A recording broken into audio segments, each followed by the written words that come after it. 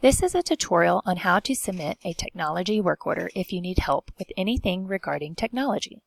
This is your employee dashboard when you log into My ACISD.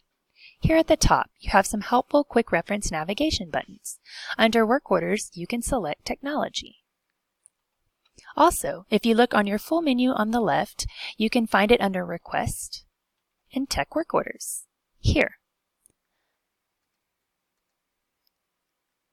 When submitting a technology work order, it should automatically populate your name and room location.